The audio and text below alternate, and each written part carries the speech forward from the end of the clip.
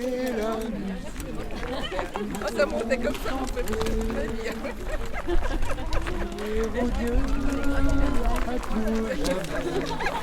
Ah bah tu vois.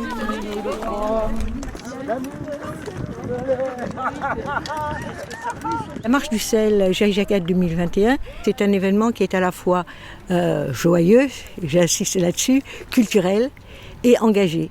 Pourquoi engagé ? Parce qu'elle a pour objectif de présenter les objectifs du développement durable qui est à l'agenda de l'ONU de 2020 à 2030.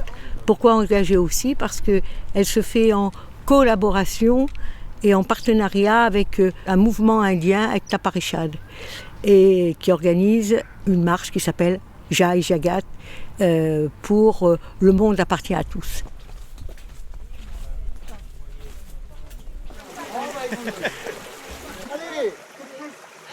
Non, le rapport de force est en faveur de l'Inde. Tiens bon, la barre et tiens bon, le vent, il s'est haut. L'année dernière, on a déjà fait une marche de Jai-Jagat qui partait de Lons-le-Saunier à Genève, où on était censé retrouver une équipe qui partait d'Inde, qui est partie le 2 octobre 2019, mais qui a été malheureusement interrompue en Arménie à cause de la crise du Covid. Nous avons quand même fait notre marche. Nous sommes arrivés à Genève, nous avons passé de très très bons moments conviviaux. Et après ça, on s'est dit, mais pourquoi on ne ferait pas ça tous les ans, puisque les objectifs du développement durable de 2015 à 2030, ça continue. Cette marche est caractérisée par des conférences-débats, des films, une exposition sur les objectifs du développement durable. Tout le monde peut y participer, de 7 ans à 90 ans et plus. Évidemment, elle est ouverte aux personnes à mobilité réduite, puisque nous avons un partenariat avec Handicap Sport. Donc on a fait notre marche du sel, de Poligny, ville saline, jusqu'à Arquesnan, temple du sel en Bourgogne-Franche-Comté, puisque c'est là qu'on préparait le sel pour toute la France. Alors, On va vers la chapelle. voilà. On doit être... Cet itinéraire, il a été Par là. envisagé Ah oui, c'est en fonction de la marche qu'a fait Gandhi en 1930, du nord de l'Inde jusqu'à l'océan Indien, qui a donné le coup d'envoi à la libération de l'Inde de la colonisation de la Grande-Bretagne. En effet, comme chacun le sait, le sel est une denrée précieuse qui sert à la conservation des aliments. C'est une denrée qui est très recherchée. Donc avoir le sel, c'est avoir en quelque sorte le pouvoir. Et on a eu le même exemple en France avec l'exemple de l'impôt de la gabelle.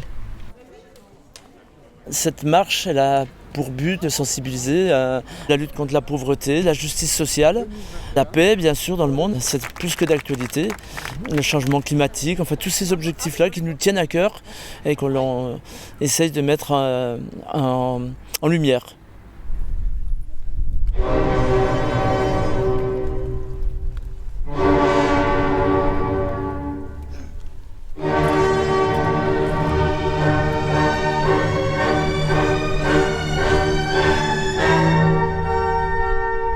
La marche se termine en beauté avec le concert de Jordi Savall, avec entre autres la 9e symphonie de Beethoven et de son choriste.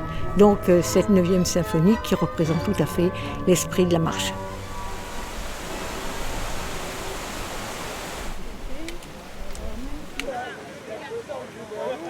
Marcher dans la nature, passer une journée en convivialité, voir plein de gens, faire de la culture, il y a des concerts ce soir, on voit les petits animaux, les enfants sont contents. C'est une belle journée pour une belle cause. Moi, je fais cette marche aujourd'hui parce que dans le collectif que je gère, qui s'appelle Éthique sur l'étiquette et qui se bat pour que les femmes du Bangladesh ou d'ailleurs aient enfin des droits, ici, c'est une volonté, à travers une référence historique forte, qui est quand même Gandhi, de faire la marche pour l'égalité, pour la solidarité, pour tout le monde.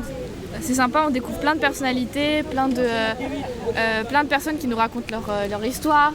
Ça m'a fait du bien de retrouver cette ambiance un petit peu de scout, que ce soit rien que les chants en commun ou le fait de vivre une petite durée dehors, parce que même quand on dort, on n'est jamais réellement à l'intérieur. Ça me fait réfléchir à ce que c'est, même si ça reste totalement différent, ce que c'est être pendant une longue durée dehors. J'ai remarqué qu'on était beaucoup plus beaucoup plus faibles que les personnes âgées. Ah oui. Ils sont beaucoup plus forts que nous, je ne sais pas. Ils s'arrêtent jamais, ils marchent tout le temps, ils font pas de pause, c'est incroyable. Et du coup, on se dit que peut-être vieillir finalement, c'est pas si grave, peut-être qu'on ira mieux. Les thèmes de la marche en fait me touchent vraiment personnellement. Et pendant l'année, moi je travaille avec des adolescents et c'est des thèmes que j'aborde en fait au collège en fait avec mes élèves. Et voilà, c'est un moment un peu hors du temps où on se ressource. Parce que pendant l'année, on est tous engagés dans différentes choses. Moi, c'est plutôt dans mon quartier. Et là où je travaille, ça donne beaucoup d'énergie de voir qu'on peut partager tout cet idéal et on repart plein d'énergie. Qu'est-ce que tu penses, puisque tu travailles chez Michelin, de la politique de Michelin par rapport à ses ouvriers bien sûr et par rapport aussi aux autres pays qui travaillent pour Michelin? Comment tu le sens toi? Alors par rapport aux autres pays, je ne peux pas trop dire, mais par rapport à moi et puis mon entreprise, où je travaille, je pense que on est en train de perdre beaucoup d'avantages sociaux. On est en train de perdre les relationnels, puisque maintenant ça devient de plus en plus individualiste. Et c'est ça que je trouve un petit peu dommage. En 20 ans, ça a beaucoup décliné sur ce point de vue-là.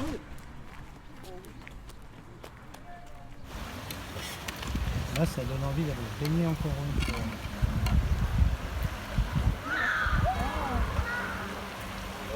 Je travaille dans une association qui a pour but de faire du raccrochage scolaire, donc d'accompagner des jeunes qui sont en rupture avec le milieu scolaire, mais en général ça va plus loin et ça engendre une rupture avec la société dans son ensemble. À ce titre-là, on est effectivement en plein dans l'objectif du développement durable qui est l'accès à l'éducation, mais tous les objectifs sont liés puisque l'accès à l'éducation est un pilier pour pouvoir vaincre la pauvreté.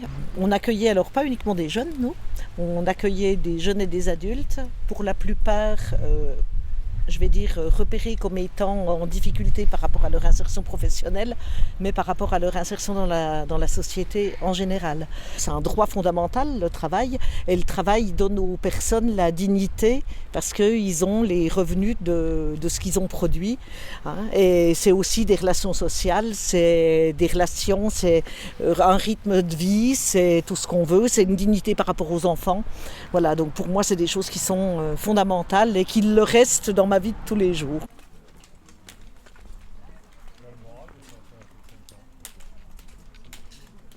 Notre objectif, c'est de lutter contre toutes les formes de violence et d'essayer de proposer des outils pour la non-violence.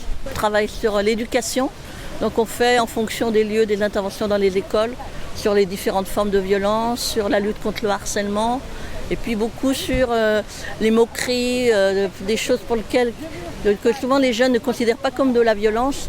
On a un deuxième axe qui est sur la solidarité internationale, donc on a fait beaucoup de partenariats avec les associations Israël et Palestine qui veulent travailler sur la paix. Et c'est dans ce cadre-là qu'on est engagé dans le mouvement donc, de la marche de Jagat. Et on a une troisième action, plus en direction des quartiers populaires. On fait de la médiation nomade, c'est-à-dire qu'on a un camion et on se met à disposition des populations de 20h à minuit, où souvent il n'y a pas beaucoup d'adultes bienveillants, notamment envers les jeunes. J'essaie de faire découvrir ce parcours de la non-violence par une exposition qui existe depuis plus d'une vingtaine d'années.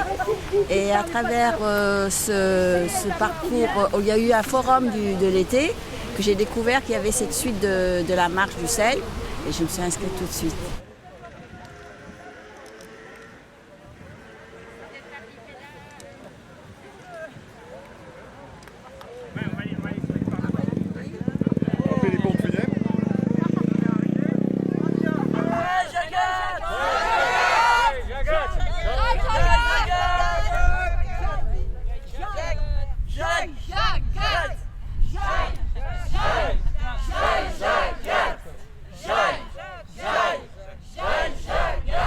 Ce que j'ai vécu pendant ces jours me montre qu'il y a vraiment des gens motivés, qui sont déjà engagés dans de nombreuses initiatives qui vont dans le sens de la justice et la paix et d'une transition écologique et solidaire.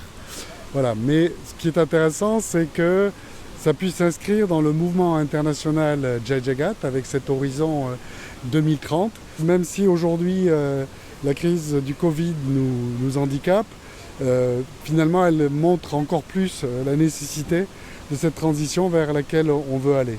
L'idée de Jai Jagat, c'est que c'est les gens qui vivent réellement les problèmes de pauvreté, les problèmes d'injustice, les problèmes de déni des droits de l'homme, qui peuvent être les vrais acteurs de changement et qui peuvent être capables de nous apporter un monde meilleur. Donc dans les années qui vont venir, on va susciter un maximum d'initiatives à travers les différents pays où des gens liés à Jai Jagat sont présents. Et puis en même temps, on essaie d'organiser la circulation d'informations, la collaboration, le développement d'outils communs, par exemple des outils de formation à la non-violence et à la paix.